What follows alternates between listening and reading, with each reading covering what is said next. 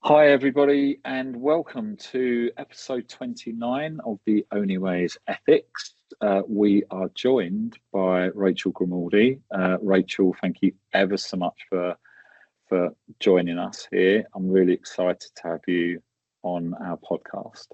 And such a pleasure. Thank you for having me. No, it's absolutely great to have you here. And welcome to everyone as well in the audience. We've got lots of things to get through, and we have a really good chat. So what I'll do, Rachael, is I'll hand over to you just so you can tell everyone sort of like, you know, your background as a clinician, your journey into digital health, and then we'll talk a bit about sort of, you know, where you're at now with CardMedic. And we've got some interesting topics to chat through.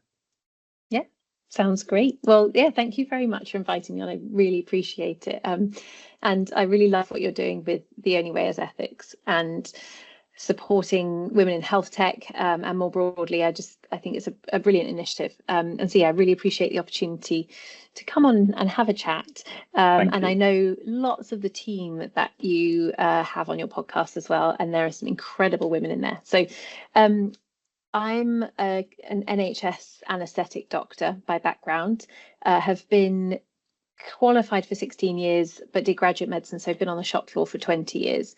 So very much kind of understand the challenges of delivering frontline healthcare in the current climate.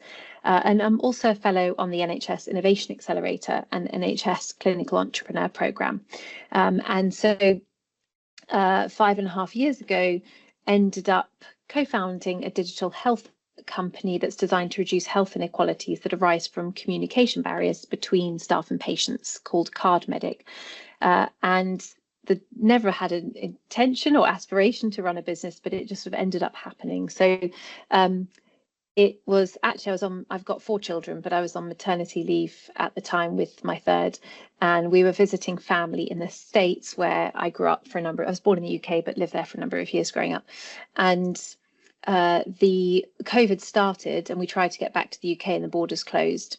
And what was meant to be a sort of 6-7 week trip ended up as 6 months. And wow. Yeah, it was a long time.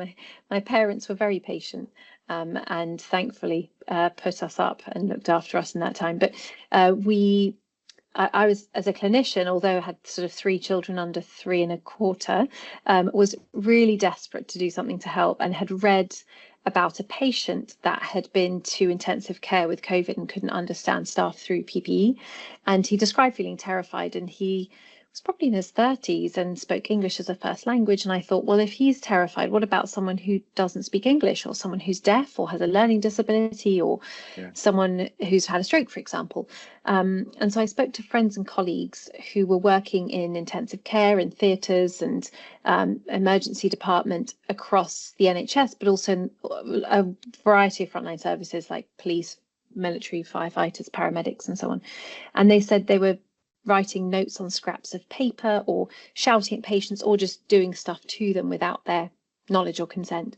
And none of that seemed scalable as a solution for a pandemic. So I spoke to my husband, who is not clinical, but has a background in digital technology, e-commerce and branding, and has been sort of in the business commercial space for, well, we've been together 24 years, so for a long time. And wow.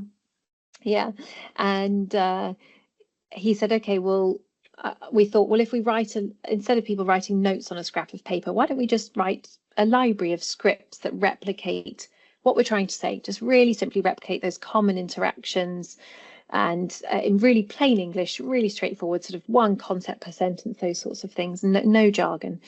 And then people could just access it. We'll put it on a really simple kind of A to Z list. People could access it and then show it to the patient. It could guide that interaction. So that was concept to launch in 72 hours. And Tim built version 1 of the web app, and then we shared it, and 24 hours later it went viral on Twitter. Wow. So it was definitely at that time a very wild ride. And we, within those first 3 weeks, had 8,000 users in 50 countries.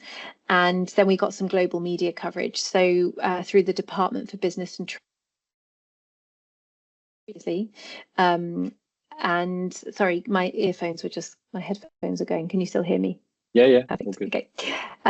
So Tim had previously done some work with the Department for Business and Trade. So we got some media coverage which went global, and the feedback at that time from patients, staff, carers and the public was this needs to stay as a solution, because there are so many gaps in service provision when it comes to communication and healthcare that people end up relying on friends and family to interpret, or other staff members who may or may not be clinical, or they just use live machine translation because they have no other option.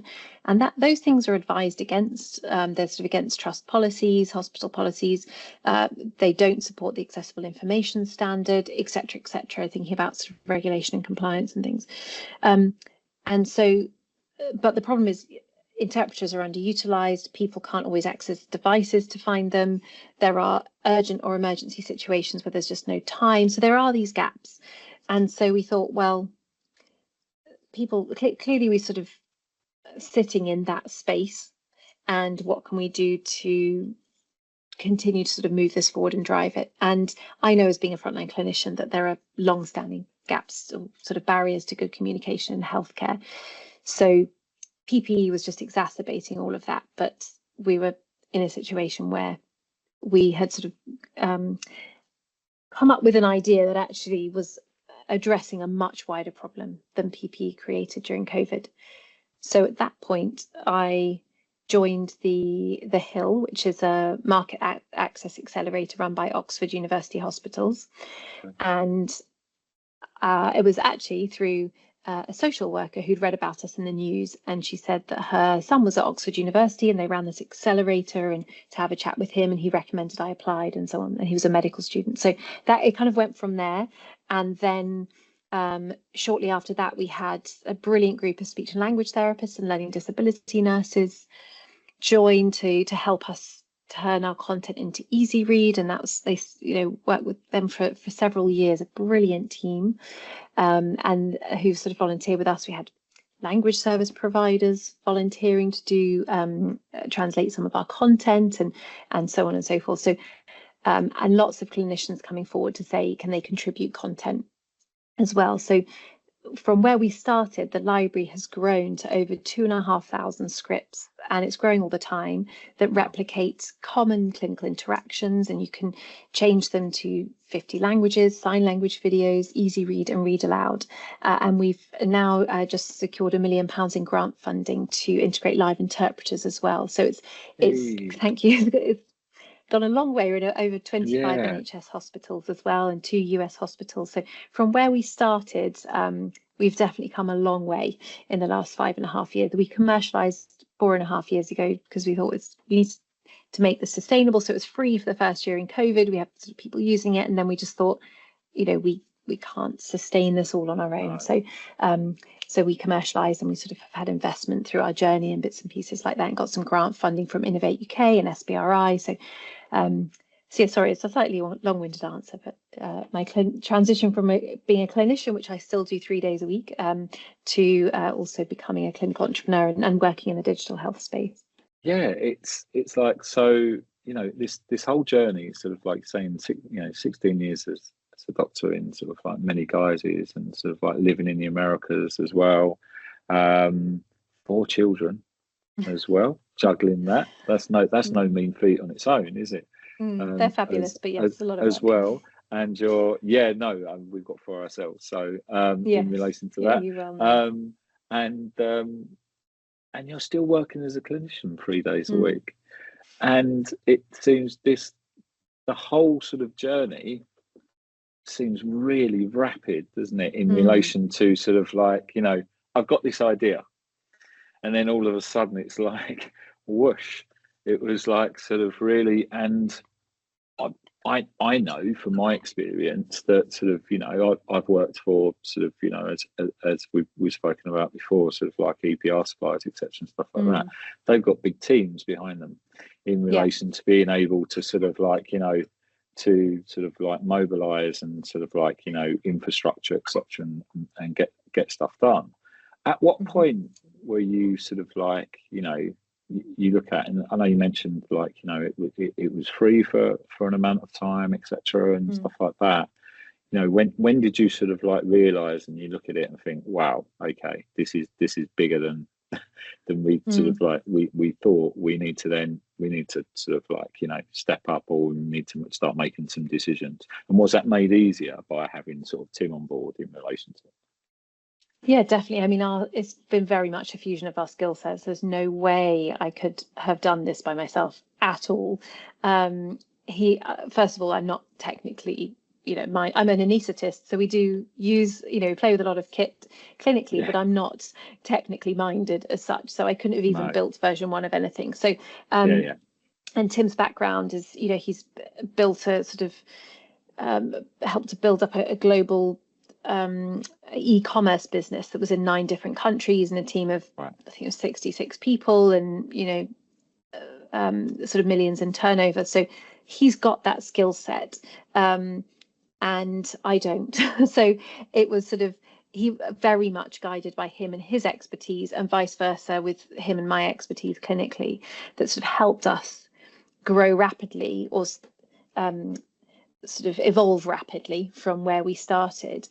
And what I think, just the fact that we were just inundated with incoming traffic of people wanting to support, whether that was my boss at work, her husband was a gaming app developer who put a shout out on his Slack channel because it was the start of COVID and no one was working. So, and they came forward and built us for free version 1 of the mobile app. And and then another boss at work, there was a sort of charity that wanted to, they basically gave us a little bit of funding to pay for version 1 of the website, and those sorts of things. So people just came together really quickly to help us grow this solution. And then after the Hill, the Oxford Accelerator, our mentor on there has spent Jim Gabriel's our chief commercial officer, but he spent a long time building digital health solutions and sort of at enterprise level for trusts. And we had a lovely relationship with him. And when that program came to an end, we were at a point where we hadn't commercialized yet, but we were on that journey to thinking we need to make this sustainable. We'd got some Innovate UK grant funding a couple of months after launching the COVID de minimis grant, and then we got a little follow-on pot of money from that, which was really helpful. And then we thought, well, we need people with expertise in certain areas. We need to start growing the team, and our sort of Dave Nurse, who's one of the mentors on the Hills, our CTO, again kind of came and joined the team and has got a lot of experience of selling into the NHS and sort of building from an IT perspective. He knows all about integration and you name it. He's very comfortable in that space. So we very much kind of just organically grew the team from there. And then we got some kind of angel investment and then some pre-seed funding. And then we got some seed investment as well led by a VC based in Houston.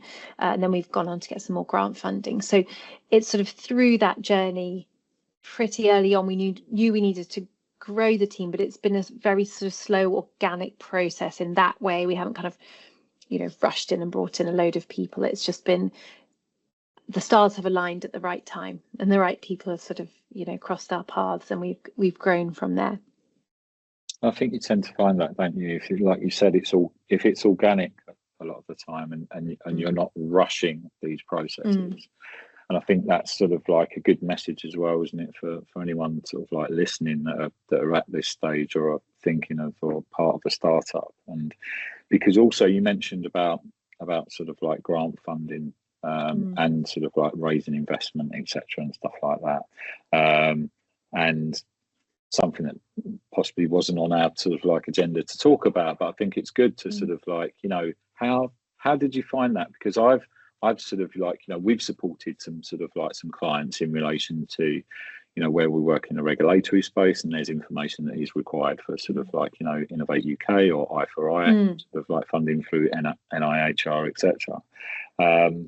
And sometimes my first exposure to some of that stuff, and sort of like when you get sent all this stuff through, and you're just like, it's just like a bit of a minefield in relation to that, especially if you're not used to sort of like that whole language and how to do that. So did you find that sort of like quite a daunting task, or did you have the right support, or where did you go to sort of like, to make sure you did that sort of like, well?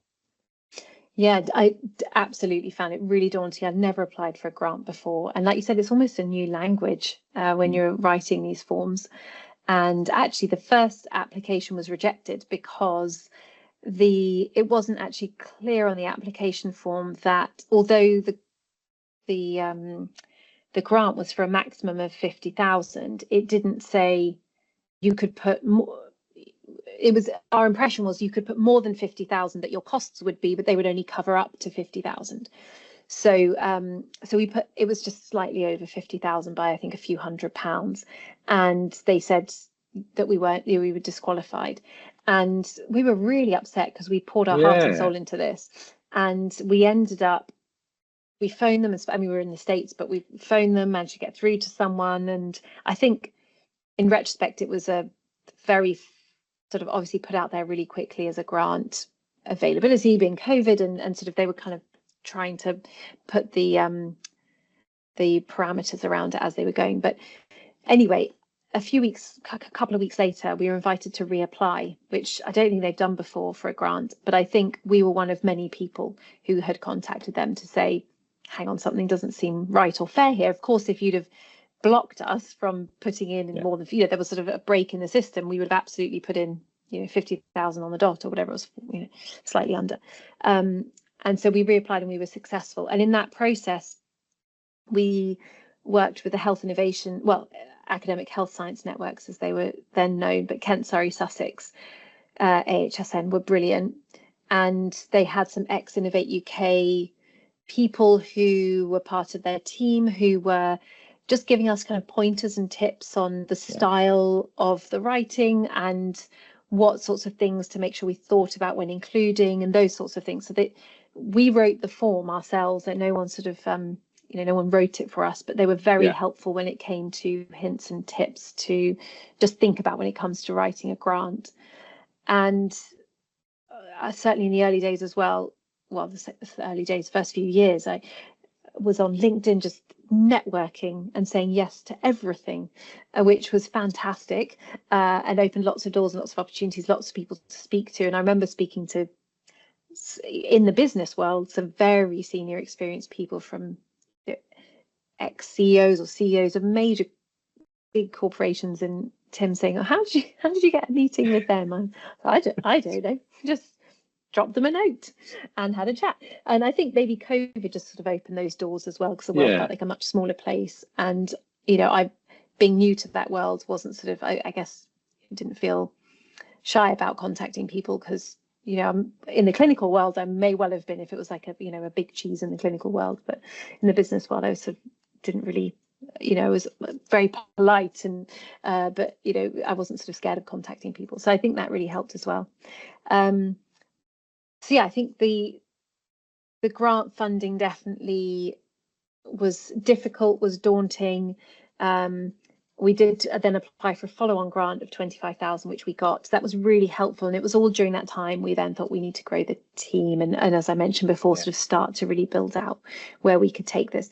Since then, in the process, we've applied for an NIHR grant we didn't get, I think it was an Eye for Eye, one of the other ones we didn't get, and then we recently applied for SBRI, the Urgent and Emergency Care, and the Innovate UK Smart Grant, which we were successful in. And we've worked with a great team who have very much feel embedded in part of our team called Venturenomics, who've been brilliant. I would highly recommend them for anyone that's looking to apply for grant funding. There are lots of sort of options out there, but Venturenomics work with, they only work with teams who they think they'll be successful with, just in the interest of everybody's time. And they're a small team themselves, they're very focused, they really get to know you and your team, and it's very much sort of work alongside you rather than just say fill out this form and we'll do it for you. So I would definitely suggest that. And in those early days as well, like if I didn't have Tim and and I was a founder starting out myself, I'd be thinking, who could I bring on that's a technical co-founder, or a business, you know, someone who's business experience. As there are some incredible, for example, maybe university spin outs or those sorts of organizations that are very technical or are led by scientists that aren't experienced in the business space, and there are some great examples of those as that we know in the Grafter, for example, that have some fantastic stories to tell, that have brought on sort of co-founders that bring another skill set. So when you're in this space, you're very, especially in the very early days, you're cash poor, you've got nothing, but you've got equity. So it's about being very sensible with that, not just sort of giving away large swathes of your business to people, but thinking about what skill sets are you lacking. How could you bring someone on? Could you do things in a fractional way? You know, and then networking and saying yes to lots, speaking to lots of people, getting lots of advice, joining networks like that is so important. And there are some brilliant networks out there that of people, that loads of people just willing to help for free. Like people don't, you know, if people are going to be giving a day, a week of their time, that's one thing.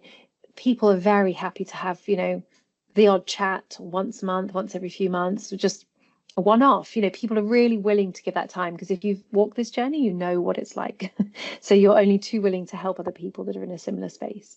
Yeah, and I completely agree with you, Rachel. I mean, you know, we give, I give some of my time pro bono for CSO mentorship, because, you know, I know exactly what it's like, and, you know, for people in that space. And, you know, as a business, you know, you were talking about sort of like, you know,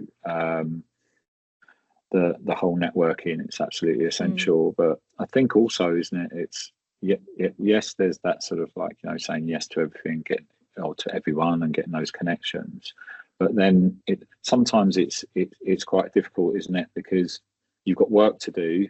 You've got, you know, you've got to balance that whole sort of like, how much time do I spend on networking? How much time do I spend on now you have these sort of like, probably, you know, marketing and all of this sort of stuff, and everything that comes with an organization. But I think you're absolutely right. The more advice and guidance you can get through networking, or, you know, utilizing different sort of like different organizations, that's really interesting, that venturenomics you were talking about. What we'll do for the audience, we'll put the details, I'll get the details, and we'll put the details on the episode when it comes out, so people can sort of can access that. So thank you. On that journey, and you know, I have to get to this bit, the whole regulatory compliance piece. It'd be rude of me not to. So, you know, you start CardMedic, you're on this journey, you know, you're in those early stages, and then all of a sudden it starts becoming something that's sort of like, you know, where you start realizing, oh crikey, you know, you've got this whole sort of like technical side and also the clinical side. Therefore, when clinical and technical meet, there's a whole raft of regulatory compliance that's required in relation to that. So what was your initial approach in relation to that, and were you, because we tend to find that obviously lots of startups that we sort of like support, they're pretty clueless actually around sort of what it is, and again, it's that advice and guidance, isn't it, in relation to that? Yeah, definitely. I mean, the NHS, rightly so, is a bit of a minefield when it comes to compliance, because at the end of the day, we're all serving patients, and we've got to protect patient safety.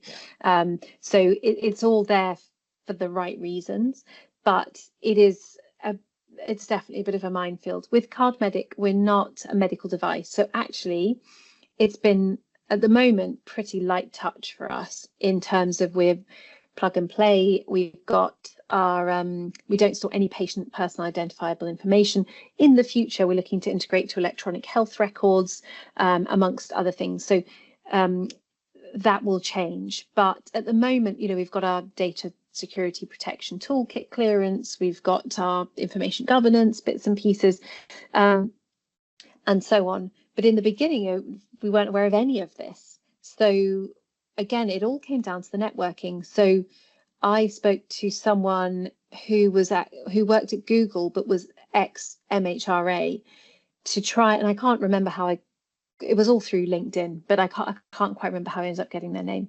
And then anyway, it was, I think, an introduction to an introduction to an introduction, but got through, had a really good conversation with them where they really understood what did and sort of did not qualify as a medical device. And we went through what CardMedic was, what the use cases were, how it worked, etc., etc. And they said, this is not a medical device for all these reasons.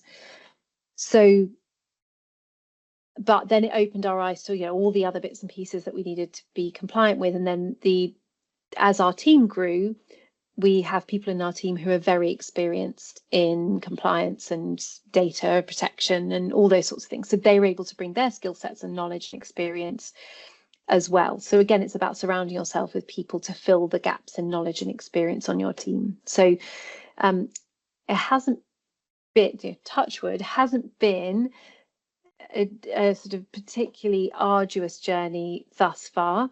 But in the future, when we do integrate into health records, that will change.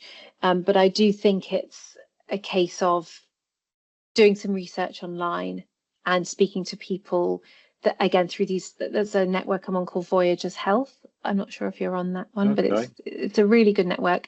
There are women founders groups. There's sort of WhatsApp ones, but there's Diversity X that I'm in. You know, and across all these groups, if you put a shout out, these groups are so brilliant and supportive. You will always get a response from someone who will be able to, if they don't know the answer, they know someone who will. There's a chap called Dr. Derek Kaur on KHOR on LinkedIn, who's a medic. Yeah, I know Derek. Creates, yeah. You know Derek, I thought you would. Yeah, so yeah, he creates these brilliant infographics and really beautifully summarizes lots of these, the medical device landscape, regulatory, all sorts of, you name it, he's made an infographic on it.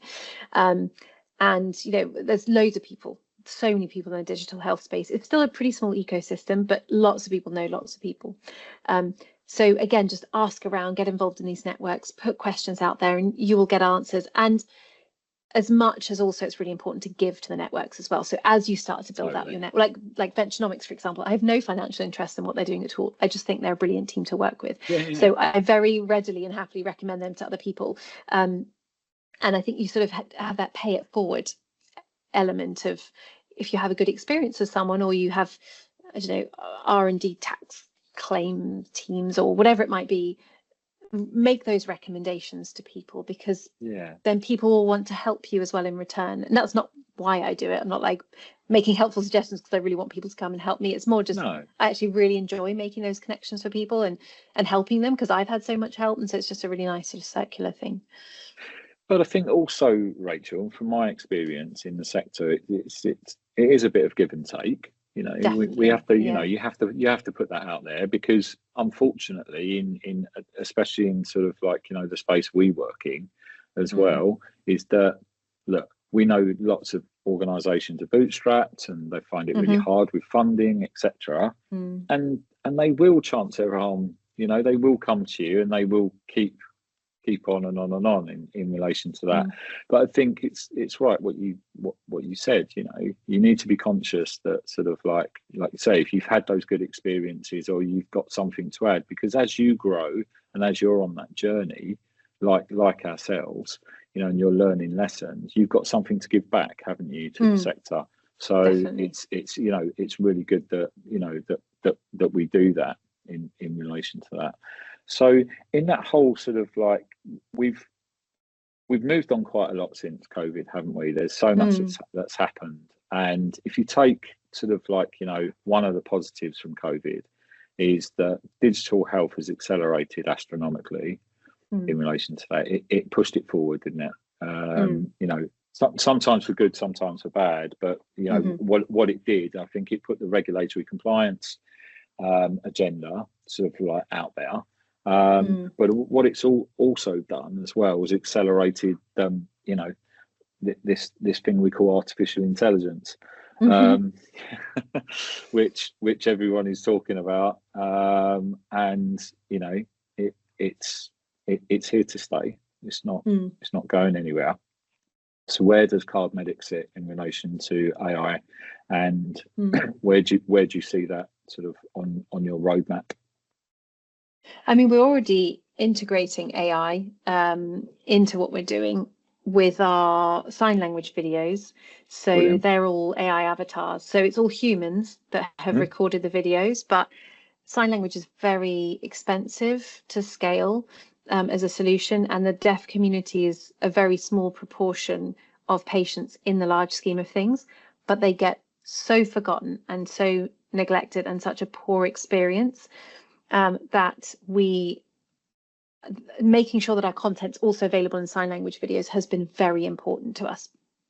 So we are working with a brilliant team at Synapse. Again, no financial interest, they're just a fabulous team who are sort of working with us to do the videos. So that's sort of something we're already doing.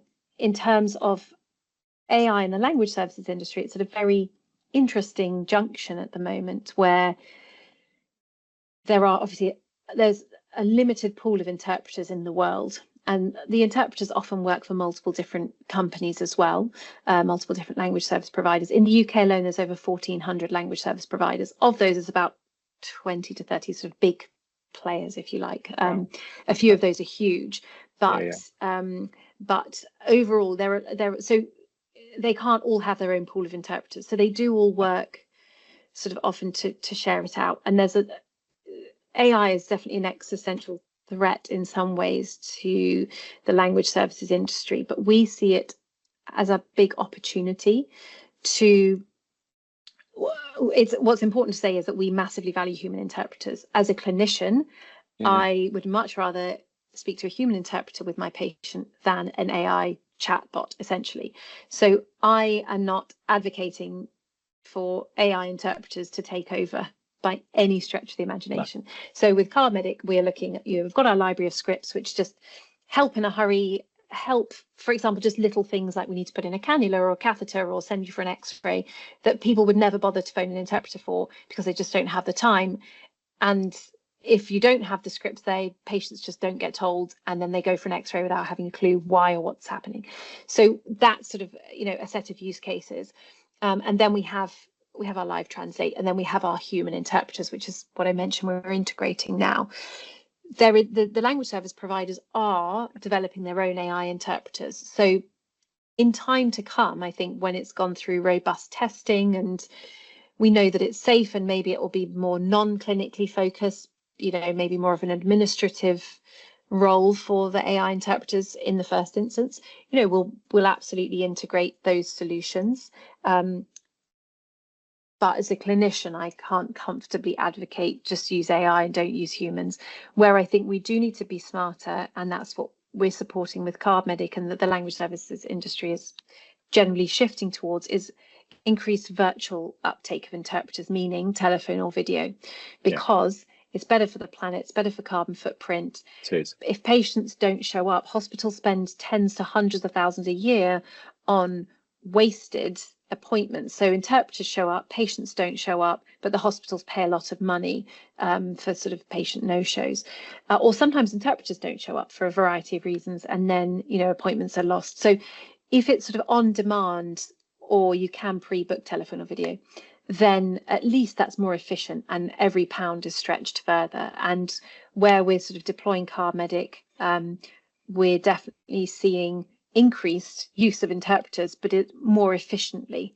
So actually we're working alongside and complementing the language service providers. We're not a language service provider, we're not competing, we're not sort of taking minutes away from them, we're actually increasing minutes because we're sort of in staff members' pockets. So we're actually saying to staff, we know you underutilize the service, we know it's because you often struggle to know what number to call, what codes to use, etc., etc. We've taken all of that headache away. It's all integrated into our system. You just sort of launch the platform and it's all there straight away. You can still use other devices. You can still use the language service providers' devices. It's not replacing any of that. It's working alongside that and complementing it. So AI feeds into all of that, whether it's ultimately content generation and, you know, those side of things too, but always having that clinician, that human in the loop is really important, to sort of facilitating placing calls and those sorts of things. So we see it as a really big opportunity. I think we're beautifully poised to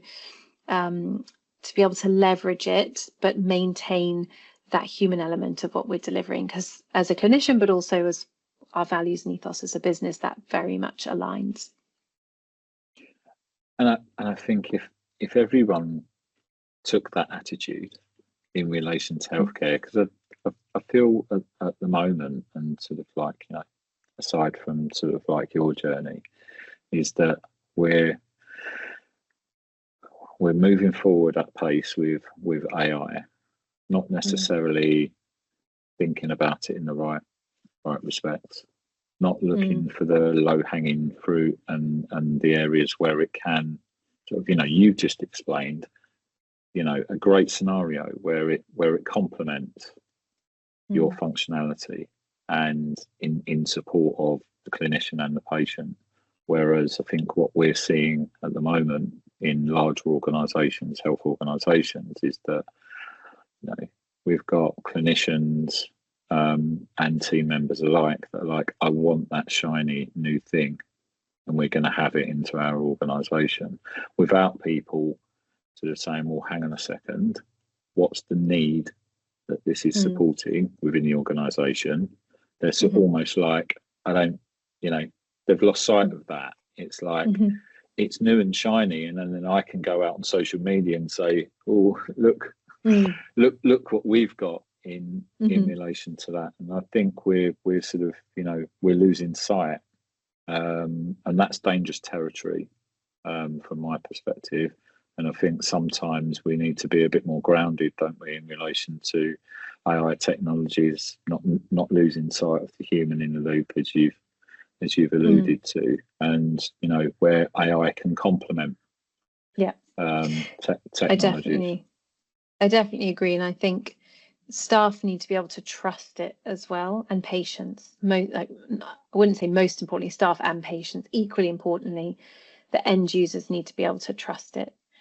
And I think if stuff is just brought in a hurry and mistakes are made, I mean, I've seen like AI scribes write things in notes that are completely incorrect. You know, something about a newborn baby I read the other day, and it was nothing to do with antenatal notes for anybody. It was a completely wrong topic. And you know, someone writing in someone's notes about it was I think you know, the patient had a serious diagnosis, and it was sort of documenting about discussion with them, and then it was talking about the person going and getting lunch, and it was like, clearly lunch was not part of that conversation, but somehow it's been transcribed into those patients' notes and not corrected.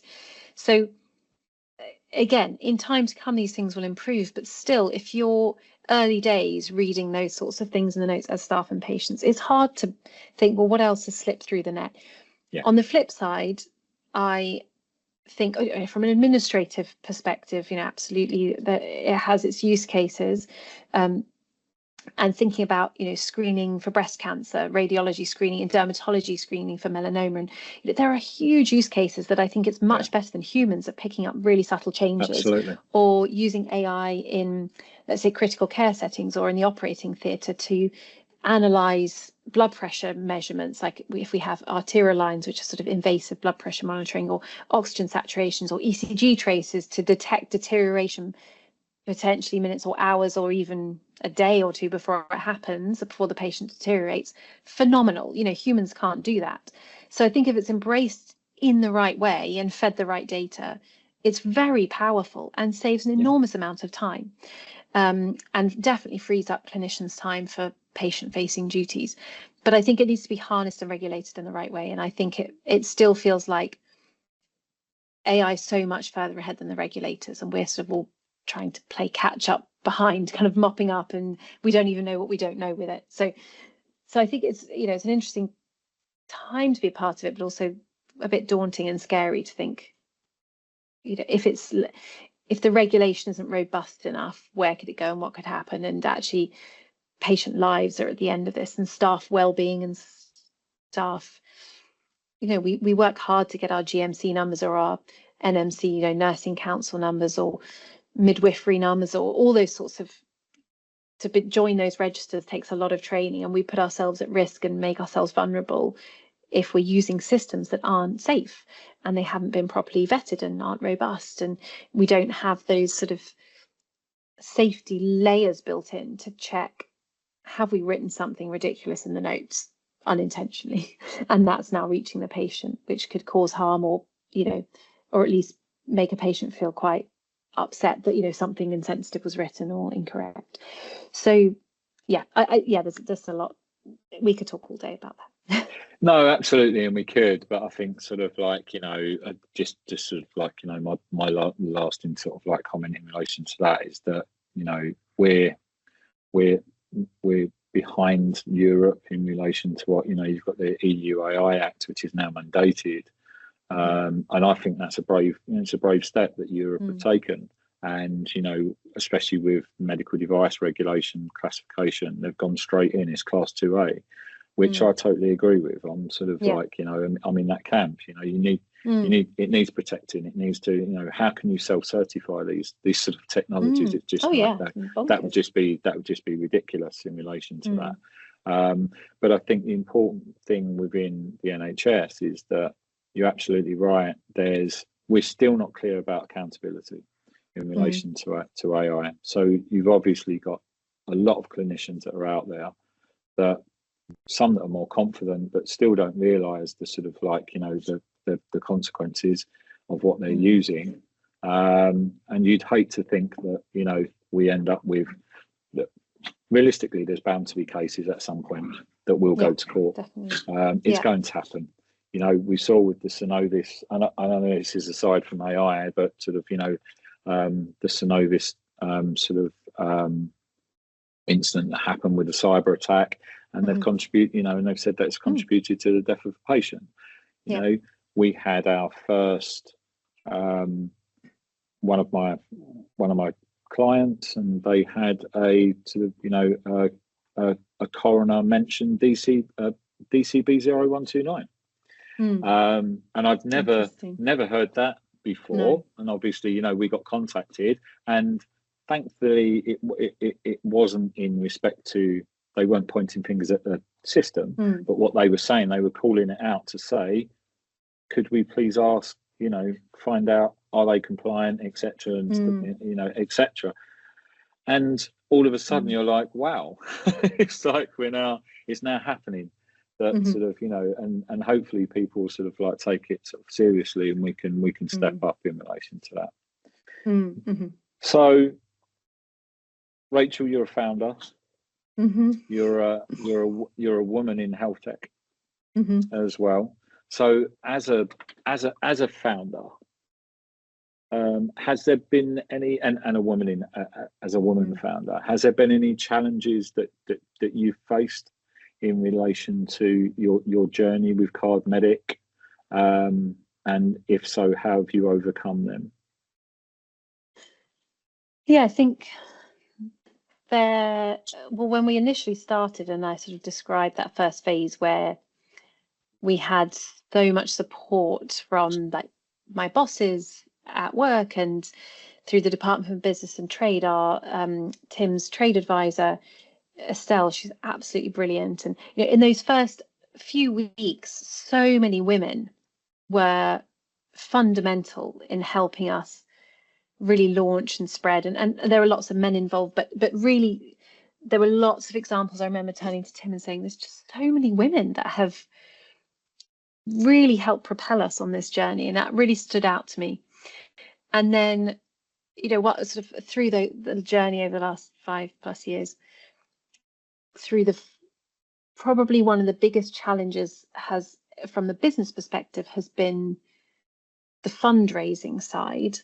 I think we all know the statistics around funding for women, particularly in health tech. It's infinitely worse if you're a woman, sort of Black, Asian, minority ethnic woman in health tech, or sort of in any industries, is even worse. It's pitiful, really. And I think there are some brilliant investors out there. There are sort of plenty that do equally support men and women across industries. Yeah. They say they support them, and they do support them. But there are also equally plenty out there who say they do, but it feels more like a tick box exercise, like we support women in health tech or women in whatever. And then you're sort of, wheeled out as the female CEO, and you put your heart and soul into it. You do all the pitching, answer questions eloquently, give them everything they want, and then you're still not treated with the same respect and opportunities. And I've just sort of learned not to take that personally. It's just the way of the world, but I wish it weren't. And I did a competition called Women in Tech, and I actually ended up winning it. But the point was, one of the questions they asked me, which is ironic because I'm not technical, as I said, but the point was, I think they actually really loved what we were doing in terms of reducing health inequalities, and the space that we were working in really resonated. And they asked about sort of what I wanted the future to look like. I can't remember the exact wording. And they said, I just said, I wish there wasn't the need for a competition called Women in Tech. Like, it should just be people in tech. It doesn't matter what your gender is. It's just about what you're doing and how capable you are and what you're changing in the world. So yeah, I think there are a lot of challenges from a personal perspective, juggling being a clinician and an innovator and running a business. Although Tim does, he's sort of day to day juggling an enormous amount. Given that I work clinically, I do night shifts, I do weekends. I'm working this Sunday, for example. Okay. I was doing a long day yesterday on call. Like, wow. I work long hours. Yeah. So to juggle that with the business is tough. I am very divided about it. So I'm very structured about it. When I'm clinical, I'm clinical. And when I'm CardMedic, I'm CardMedic. And the two don't mix in terms of I'm not having CardMedic meetings when I'm anaesthetizing at work. And, vice versa. If I'm on a CardMedic day, I'm not doing anything, related to clinical work. So I think that has been a very difficult balance. And, raising 4 young children. I love having children. They're fabulous the majority of the time, and as all children have their moments, but I really want to be a mum and do that as well. And I think it's great for them to see us working hard, because I think personally, I think it instills a really strong work ethic in them. Absolutely. And I wouldn't, again, it's very personal for everybody. I wouldn't want to not have a career. I think having a career is really important. I've always wanted to be a doctor, I've always wanted to sort of have that. And, actually doing the business, although I never had an ambition to have a business, I've always had an ambition to help patients, which is what we're doing through the business. So it's not that I don't want to give either up, or any of it up, all 3 things up. But it's definitely a difficult juggle. And when you're working clinically, it's becoming more common, people having what they call portfolio careers. I never intended to have that and didn't even know what one was until a few years ago. But I think it's becoming more acceptable, but there's still a lot of sort of skepticism amongst a lot of clinicians, like, well, that's so exciting, so interesting. I'd love to do something like that. But then the reality is sometimes people also don't fully get what you do outside of your clinical work. And because I'm technically part-time, sometimes it's like, oh, if I'm not there clinically, I must just be at home twiddling my thumbs, maybe. Twiddling your thumbs. Going to collect the kids, or sort of like, all of that sort of house stuff. or something.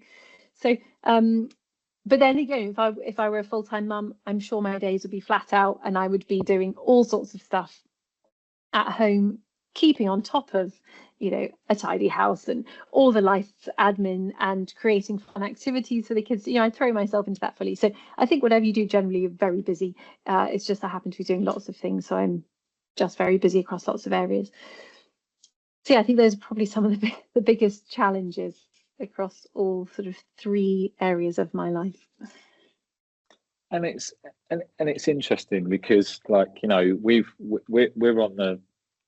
on a different side of the sort of where we have grandchildren now. Yeah.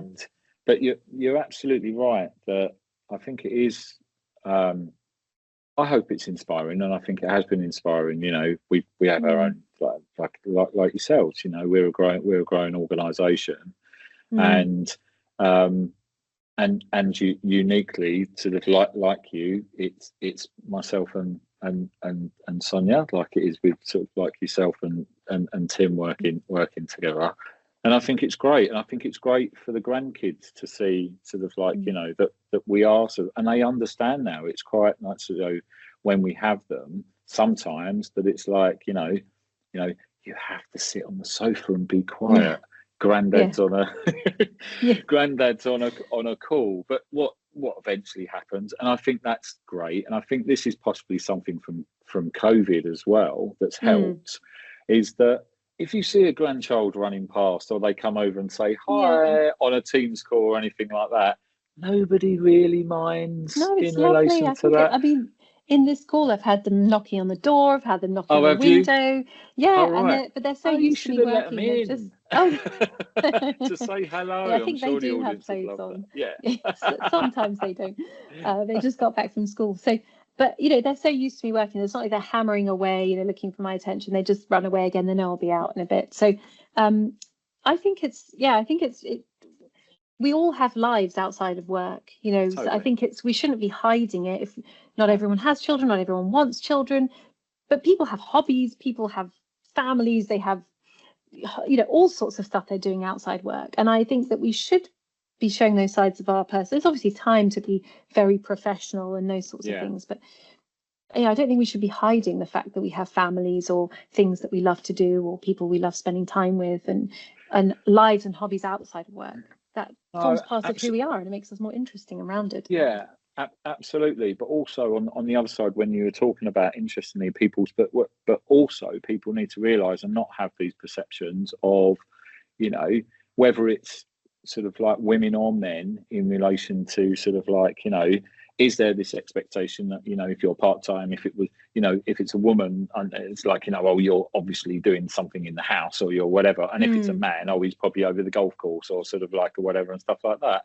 And it's like, no, we're back to like, you know, it's you know, no sort of grindstone, and sort of like we've got sort of like stuff to do.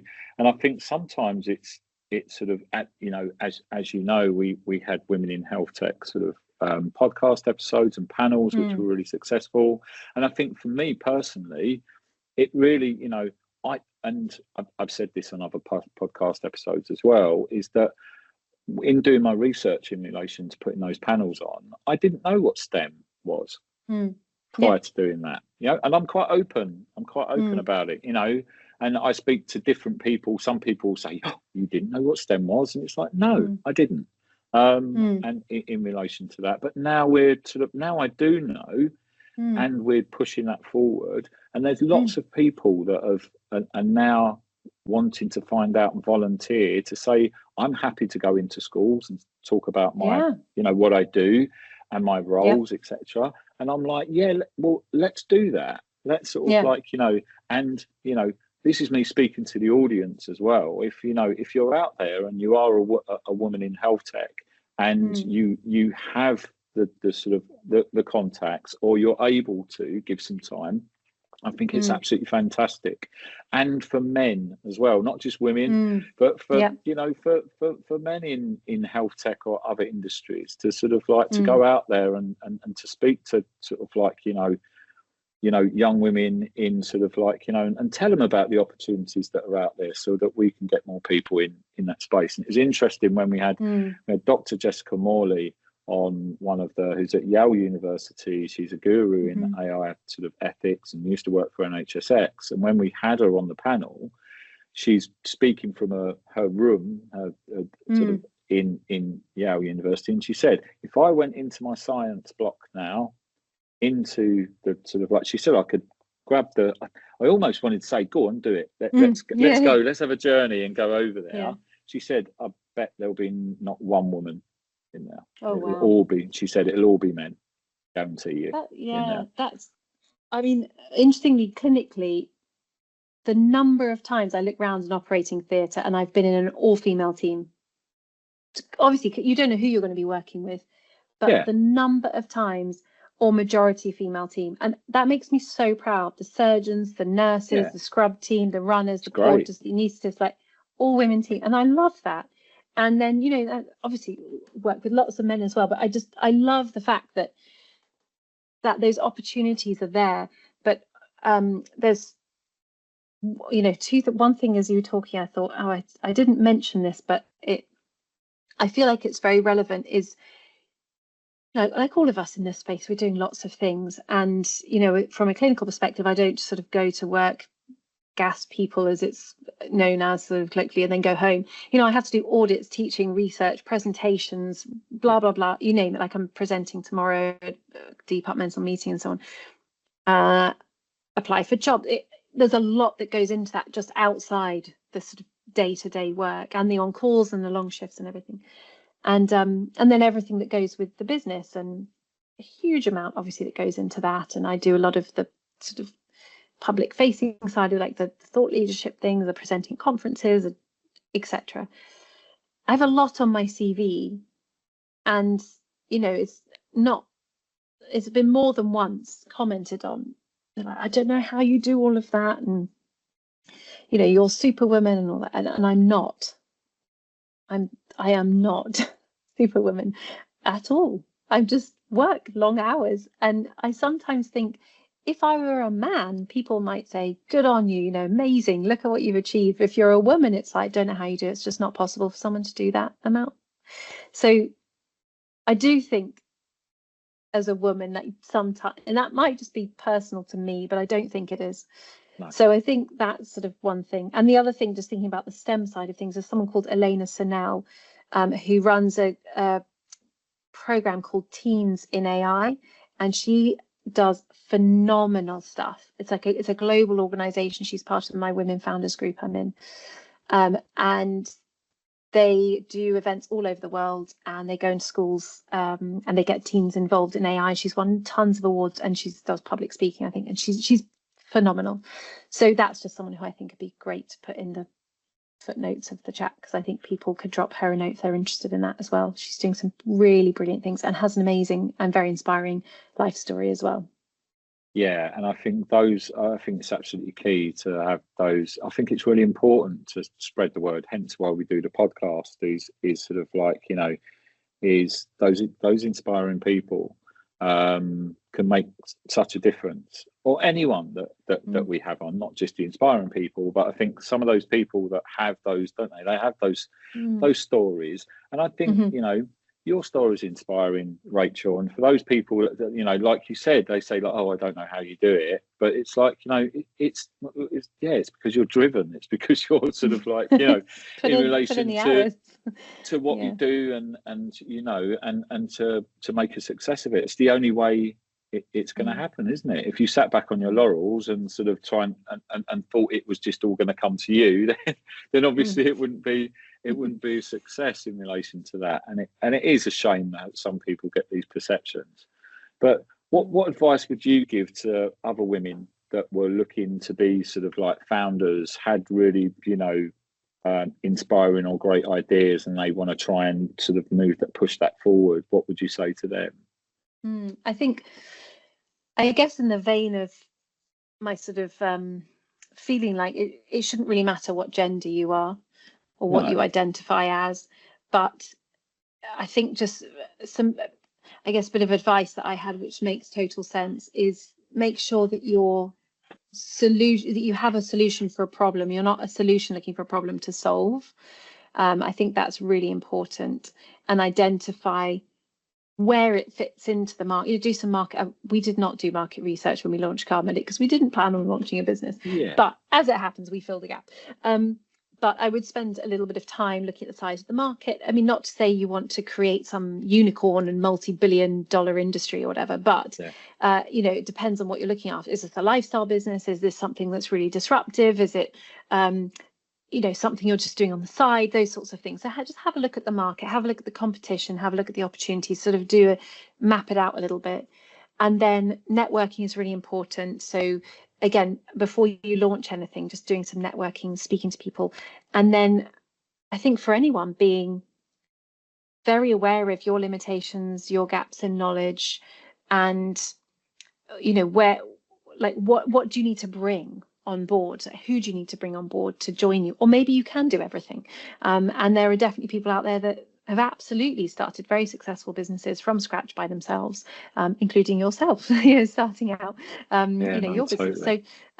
So it's totally possible. But I think for women, sort of just to go back to that, for women, I do think it is genuinely harder.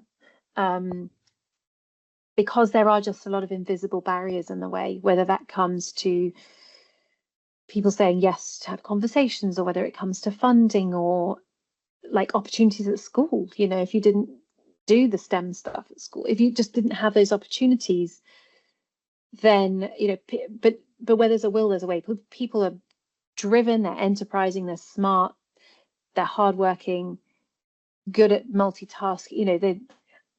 I think that being a woman also can be a superpower as well. I think we have certain skill sets that men don't, and vice versa. Absolutely. And I think Agreed. being able to compartmentalize, being able to multitask, men are great at that as well. But I think there's just women, sometimes, again, I'm not like painting everyone the same brush, but sometimes women excel in those areas more than men. And it's just, and then there'll be other things that men do in the reverse. So, but again, of course, it's not just men and women, it's, all sorts of different genders, gender identities, and those everything sort of in between that. But I know it's sort of focusing on it being a bit binary here, but just for the purposes of being a woman. Yeah, no, absolutely. But absolutely. But yeah, I think there's sort of just a generic, not generic, but more like general bits of advice that's relevant to everybody,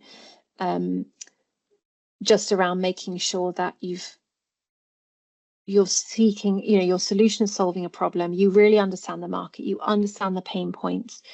You're building your network. You're bringing people on board with good ideas that share your values and your passion. If someone's looking for a quick exit and wants to make a load of money and doesn't share your values, then I wouldn't align yourself with them.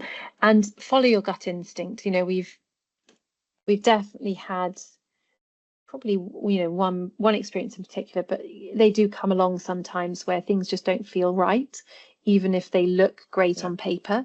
You just get that gut feeling, don't you? You just got the gut feeling. You just got to follow it, even if you think I'm turning down what could be a really good opportunity. Generally, you will turn out to be correct to turn it down. So follow your gut. Definitely, it's there for a reason. Brilliant. It's your intuition. Got one last question for you, and then we'll sort of, because we're coming to a close. Where do you see digital health in 10 years' time, Rachel?